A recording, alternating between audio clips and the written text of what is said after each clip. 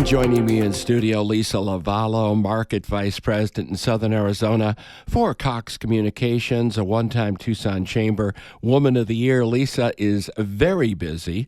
In addition to all of her work with Cox, she serves on 10 community boards, including Sun Corridor Inc. Lisa, good to see you. Hi, Bill. Nice to see you. You've had a great year. It's been a great year for Tucson, for our company. Things are going really, really well. How is the business changing? I mean, everybody wants more and more on their bandwidth, right? Yes. I mean, the business is there's a lot of competition in our business, whether that's Netflix and Hulu and all the different streaming organizations that are getting into the entertainment business. Fiber optics is everywhere, whether that's wireless, Sprint, Verizon, Cox, Comcast, CenturyLink, Zayo. We have a lot of people that are building fiber in Southern Arizona, which is great for our economy and keeps us on our toes. How does Cox play into the national picture? You're a national company. We're a national company. Our telecommunications business is in 18 states, so it's sort of regional in nature. But we wouldn't be considered to be one of the big boys like Verizon or CenturyLink or AT&T. We're really smaller than those organizations and privately held.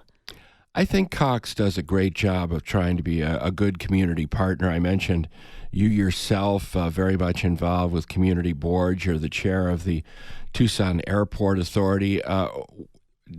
This outreach to the community is important to you and the company. Yeah, that's why I loved coming to Cox, is because that's a value of mine. And then the company, of course, really understands the connection between our local economy, the health of our communities, and the health of their business. I mean, our customers are local. So if our economy and our community are doing well, our company is going to do better. So it works well for everyone. How is the economy, as far as you're concerned, for Tucson? Well, we're coming off of 4 straight years of growth on a very large base of business. So we've been really happy with the economy. We don't see any slowdown in 2020 or even 2021. It looks like, we've been able to diversify our economy, which is Sun Corridor has been a big part of that, and other businesses in the community. So, I think we've got several more years of prosperity coming. We just need to make sure that as a community we work together to maximize that. As I mentioned, you're chair of the Tucson Airport Authority. There's been some changes there. How is all of that coming together? And I know that Sun Corridor has teamed up with the airport. That's an exciting partnership. Yeah, absolutely. So I'll be the chair for another few weeks. I've been the chair for 2 years, and our airport over the last decade has done a lot to position itself for success moving forward. Bonnie Allen, who's been the CEO for a long time, did a tremendous job getting us in a position now to put ourselves in the top tier of secondary airports across the country. We have, if you've been to our terminal, you can see how beautiful it looks. I have. It's beautiful. And now adding Sun Corridor as our key partner for economic growth and development, we're really, really going to focus on leveraging our assets on and around the airport. There's a lot of land around our airport. We have a really robust aerospace and defense sector that is out there by our airport. So, having Sun Corridor really selling our airport assets on a national and global basis, I think is going to help us really bring our airport and its assets to impact more of Tucson in the future. It is a big footprint, isn't it, the airport? It is. It's a very big footprint. People are surprised when they know how much acreage is out there, and that's developable in many areas. It is. It's developable. We've got good partners out there, whether it's Raytheon, the city, or the county, or the airport-owned land, and we have a lot of great, real estate companies, commercial real estate companies in Tucson that help with that process as well. So, that's going forward what Danette Bewley, who's the new CEO of the airport, what her and her senior team and staff are looking at. How do we really put that into play?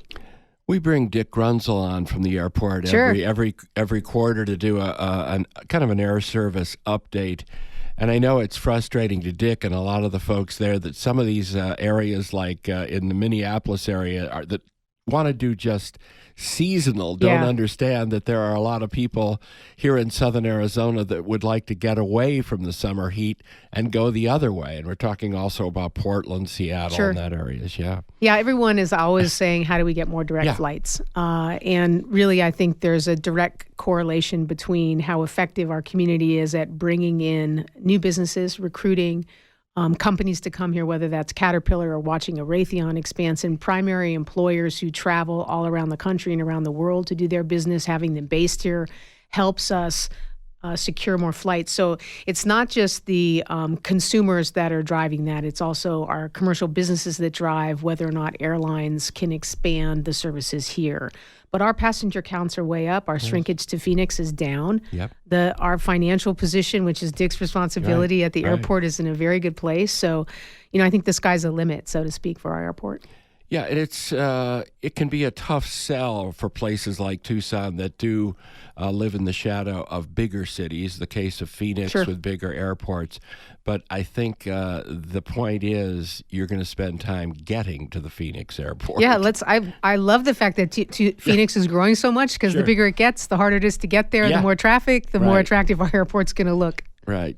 So what's your goal for 2020 with Cox? So my goal for Cox, all of our goal is to continue to make sure that we are servicing our customers with excellence. That when we're in your home or we're in your business, that we're doing everything that we said that we would do. Whether that's charging you what we said we would charge you, or making sure that your services work and that they're reliable. And then from the perspective of the community. On the business side, making sure that we're doing everything that we can and doing our share to increase the capacities of our network, to bring more fiber to Tucson, to invest in infrastructure whenever we can, and to be partners in Tucson's growth. That must be a huge investment, though. Putting in more fiber all the time. It is. It's very expensive business, telecommunications. And so fortunately, we work for a family that's committed to investing and reinvesting in their business. And so over the next 5 to 6 years, our company is going to put in about $10 billion into its networks. And Tucson is benefiting from that as well. So right now, last year, we completed providing the capability of 1 gig of service into every residential home. That was a big investment. And updating networks and keeping networks viable is a day-to-day activity, which requires a lot of effort and capital. All right, Lisa Lovallo, always a pleasure. So you'll be leaving as chair of the TAA then.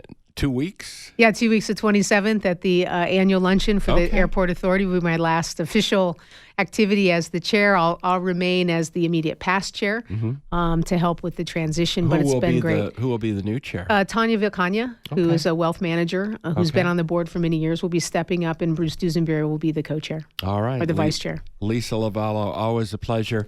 Thank you very much, and I know that you've been pleased with the relationship that Cox has had with Sun Corridor. Yeah, no, we've supported and will continue to support Sun Corridor.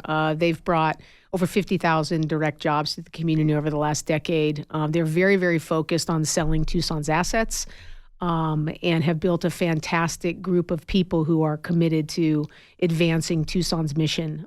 So I'm expecting this year to have some great things. There's some really very important companies that are in the pipeline that we hope will have some announcements here in the not too short term that will have a long-term impact on Tucson. You've been in Tucson a long time. Yeah, I was raised here. I thought you were. I was just thinking, how long has Lisa been here? Well, people can't see my face on the radio because I'm getting, older, but my parents came here in 1963. Really? Yeah. From Minnesota.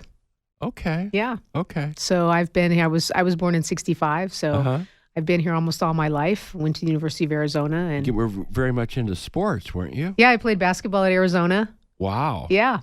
For someone only 5'6", that's saying something. And to see what's happened with the U of A women basketball team. Great coaching. Really. Yeah. That's an exciting... And fantastic to see the community be so supportive. Yeah, that's an exciting product. Yeah, definitely. All right, Lisa Lovallo, thank you very much. Thank you, Bill. For more information about Sun Corridor Inc., go to suncorridorinc.com. Be right back.